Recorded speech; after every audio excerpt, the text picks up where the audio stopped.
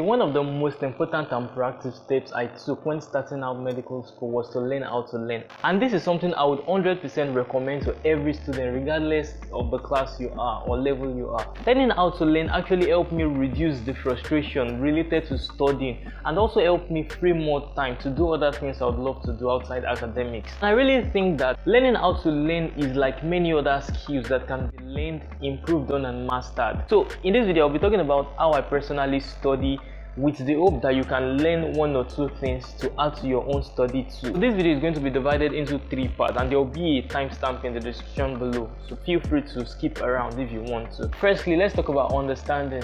Understanding is a very important part for me as a medical student. Actually, understanding is important for everybody. I believe once you understand your material very well, you have less to cram or memorize. And also when you understand something and you eventually forget it, it will be very easy for you to refresh this memory than if you never once understood it. So that is why I take understanding of my material or whatever I'm reading very seriously. And how do I try to understand whatever I'm reading? The first thing I do is to try to get a baseline knowledge. The goal here is to study to understand in the shortest amount of time. So one of the way I do this is to try to get a baseline knowledge. I personally don't have a great attention span. Like if I go for a lecture, I usually cannot listen from the beginning of the class to the end. My attention will sway away.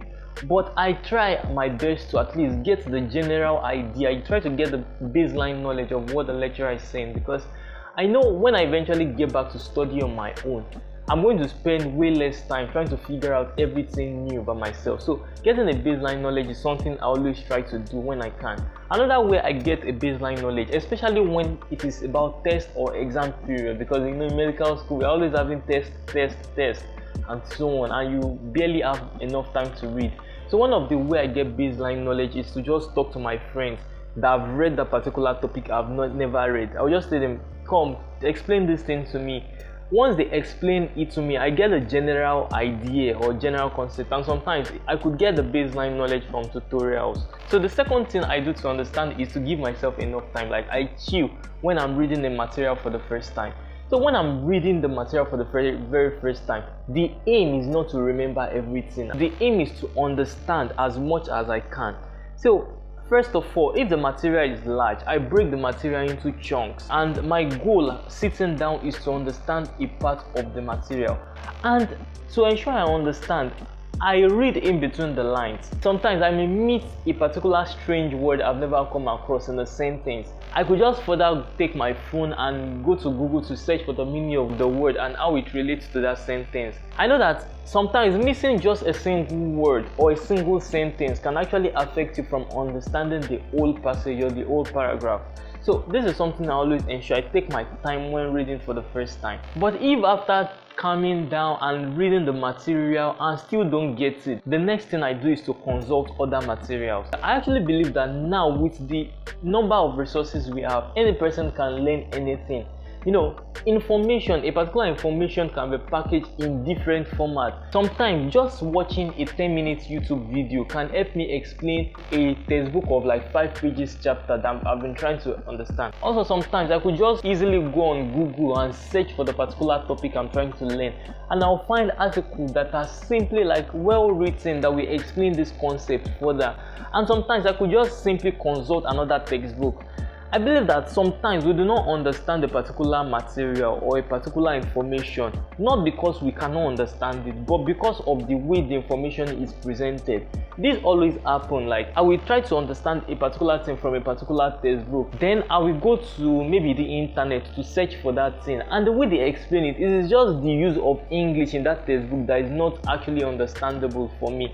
One of the main points you can take away from this is when you don't understand the material you are given in school, you could actually consult other materials, and that one will give you a clearer picture. And sometimes when I don't have the patience to look for other resources, I can actually just meet a friend, and the friend is going to help me explain the concept. Now the third and most important thing I do to understand what I'm studying is to process what I'm reading and ask important questions. Regularly in between my studying, I will take break and think about what have I just read. What does this mean? How does this relate to what I've read before? Doing this will help me see fragments in my understanding. I realize things that I actually have never understood. Thinking and processing information is very, very important when you are studying. Don't just go through the book, don't just read through the book like you are reading a magazine. In between the process of reading, take breaks and think about what you've just read. That always helped me to understand what I read. So now, after understanding the material to a reasonable extent, the next thing I do is to try to retain the information. And here are some things I do to retain the information. The first thing I do is to link the information.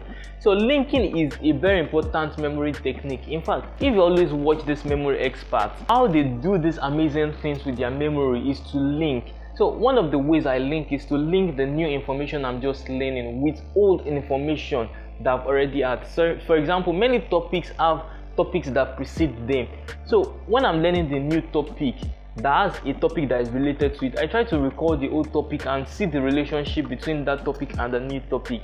And not just that, like I could as well link things I'm studying to things I can see around me that are not exactly related. The reason why I'm linking these things is because I may actually forget the information I'm reading, but if I remember what I've linked the information to, I can actually bring that information back. This is like an old topic that I don't want to delve into in this video, but linking is something that is very important that helps me remember things. The second way I try to retain information is to jot down important but highly forgettable points, and I also use Cornell note-taking method. When I'm studying for the first time, there are some points I know are very important because I've seen past questions. I know the kind of question that is being asked, and I know things that I'm likely to forget. So these important points are the points I write down. I actually don't like writing, so I try to write as small as possible. And the reason why I'm writing is because when I forget this information, I will not have to scan through the old textbook again to find the information. I could simply just glance at my note and know where it is immediately. Another thing I always do is Cornell note taking, and this Cornell note taking is basically writing question on one side of the book and writing answer on the other half of the book. So when I want to revise, I'll just look at the question, then I'll try to answer the answers, and if I can't remember the answers, I'll check the answers. But I do this only when exam is far away and I have time. But when exam is close, I don't really do this. What I just do is to write out the yield points. Another thing I always write down is understanding of words. For example, let me explain this. If I'm just reading from the lecture slide and a particular point is not very understandable, and I consult other material, for example, I watched a YouTube video and I read a particular article, at that time I will understand the general picture, but I know that I may still forget what I've just understood. Then I will just write it in my own term, so that if I forget that concept, I could easily go to the book and refresh my memory of that concept I've understood. The third and most important thing I do to retain and remember information is recalling. Recalling is a whole topic on its own. Like, there's no way you're going to be talking about effective study strategies without mentioning active recall. I always recall, especially during my leisure time. When I finish studying, or sometimes I just get tired of studying, I could just go lie down on my bed and try to bring out what I've just read that day or things I read the day before. Like in my housemates know this. I'll just be pacing around. I could be pacing for over 2 hours. What am I doing? I'll just be trying to bring out the information I've read. I do this a lot, especially when exam is close. I may be coming back from school, like walking alone from school. I'll just keep bringing out what I've read. And something about this is this, like, it helps you realize what you've forgotten. It helps you realize what you never understood in the first place. And anytime you realize something, I notice that anytime I realize something I've forgotten and I go back to check that particular thing, I tend less to forget it. Like, once I revise that particular information, it is going to take way longer for me to forget it, and there is a lot of evidence that is backing this up. So another way I do this recalling is to brainstorm with my friend. I could just meet any of my classmates, especially when exam is close. I'll just ask them a particular question and I will expect them to ask me questions too. So they asking me questions will help me bring out the information I've read. Like, active recall is very, very important. If you're not doing it, I feel you are missing out. And something about active recall is, if you think about it, recalling is actually what we are doing in the exam. Like in your normal exam, what you are doing is actually recalling. So if you could have done this recalling a lot before your exam, to eventually do it on your exam day will be very easy for you if you think about that. So if you are not doing that, start doing that now. Recalling is actually stressful, it is mentally tasking, and we tend to avoid it because when you recall, you tend to realize you don't know the material, so you will feel bad about it. So we always want to avoid what makes us feel bad. And how do we avoid that? We avoid recalling. And if you did not recall the information, you are not even sure whether you know it or not, and you will realize that in your exam hall. So it is better you realize you don't know something before you get to the exam hall than to realize you don't know it in the exam hall. I personally would not believe I know something until I'm able to bring that information out from my memory without consulting or without checking my book. Another thing I do to remember is solving of past questions.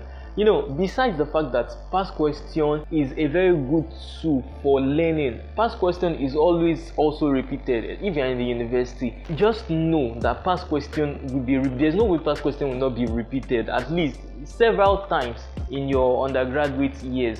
Do you know how painful it will be when after a particular exam your classmates are telling you this particular question is from past question and you failed the question because you've never tried the past question? So past question is something that I do and something that I would always recommend for everyone to do regardless of the exams you are doing. Lastly, let's talk about how I enjoy studying. You know, the first thing I do is to acknowledge the fact that I'm a medical student and that most of our life in medical school is going to be dealing with studying. So I take studying as my day job and I make myself want to do it and not just have to do it. I try to want to do it. Now studying does not feel like a big deal to me anymore.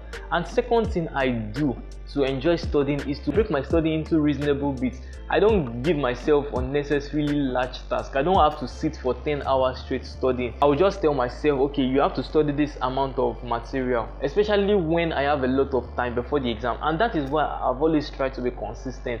In fact, because I don't want to stress myself too much is why I always study from the beginning of the semester, because I don't have the strength to sit for excessively long hours when exam is close. So I start studying from almost the beginning of the semester. I break my study into chunks. I take fairly frequent breaks during study, and I also reward myself after studying a particular segment of the material I chose to study that day. Like after studying, let's say 2 pages or a topic, I could decide to take a walk. I could decide to watch a movie or do anything else but study. All this little reward, it actually helps make the study more fun. Another thing I do to make my study fun is something some people will consider very weird.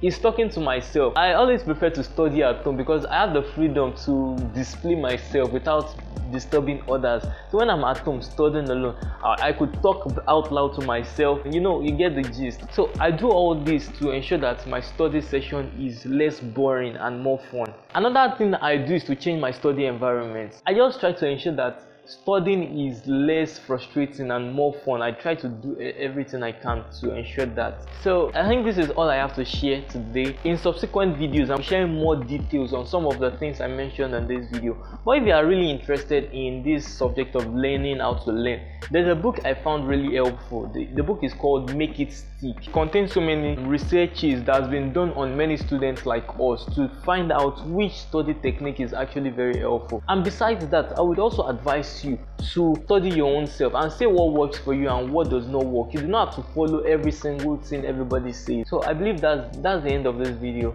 Thank you for watching. If you are still watching to this point, I've rambled a lot. And subscribe if you are not yet subscribed to this channel, and like this video and share with your friend, and I will see you in the next one. You know, stay safe and enjoy yourself. Bye bye.